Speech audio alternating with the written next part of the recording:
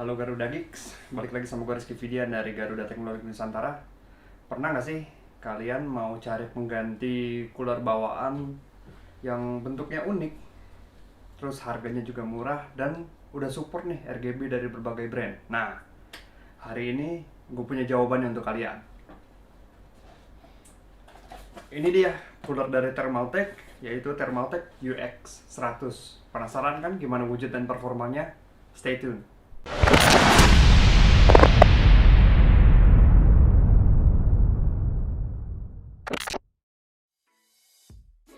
Dalam boxnya UX100 ini membawa embel-embel High Airflow CPU Cooler. Dan CPU cooler ini juga support ARGB 5V dari berbagai brand. Dan sudah support AM4 dan LGA 115X. Spesifikasi fan-nya tertulis maksimum putaran ada di 1800 rpm. Max noise ada di 26,92 dBA dan support sampai 65 watt TDP. Selanjutnya kita bakal lihat di dalam boxnya. Kita mendapat cooler UX100 itu sendiri, mounting mechanism, thermal paste, petunjuk pemakaian, dan kertas garansi. Bentuk coolernya cukup unik dengan bentuk bulat dan fan 12 cm di atas dan support RGB. Branding Thermaltake dan logo diletakkan di posisi samping cooler. Modelnya cukup minimalis dan yang gue suka fin yang dipakai adalah warna hitam, jadi menambah kesan premium dari cooler ini. Finnya juga terasa padat dan tidak terasa murahan. Karena termasuk cooler carry-hore, jadi tidak ada heat pipe di cooler ini. Oke, nggak usah nunggu lama, yuk kita langsung masuk ke pengujian. Testbed yang dipakai adalah Ryzen 5 3600X dengan settingan Eco Mode menjadi 65 watt TDP. Menggunakan motherboard X570i Aorus Pro Wi-Fi dan dengan RAM G-Skill Trident Z 16GB, 8GB x 2 dengan speed 3200 MHz. Tes dilakukan di Open Test Bench dengan suhu ruangan kurang lebih 25 derajat menggunakan thermal paste dari brand ternama dengan spesifikasi 5 watt per meter Kelvin. Ada dua hal yang akan kita tes hari ini, yaitu cooling performance dan noise.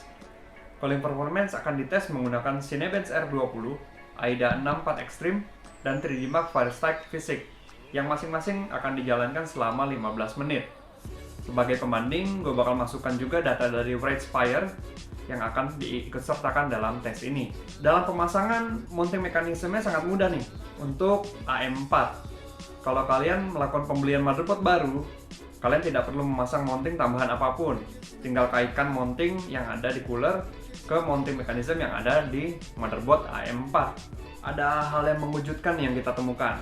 Kalian harus hati-hati kalau memilih cooler ini, karena cooler ini tidak cocok menggunakan RAM dengan heatsink tinggi. Dalam kasus ini di motherboard gua sendiri. Hasilnya di motherboard gua hanya bisa dipasang satu RAM stick. Oke, langsung aja kita move on ke test result. Yang pertama adalah noise meter. Suara ruangan di kantor gua ada di sekitar 40-42 dBA.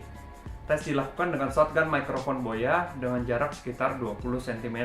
Suara yang dikeluarkan seluruh komponen komputer dengan UX100 pada saat full load adalah 53 dBA. Untuk pembanding menggunakan Ratespire mendapat sekitar 50 dBA. Perbedaannya nggak cukup jauh, nggak cukup signifikan, dan nggak begitu terasa lah di telinga kita.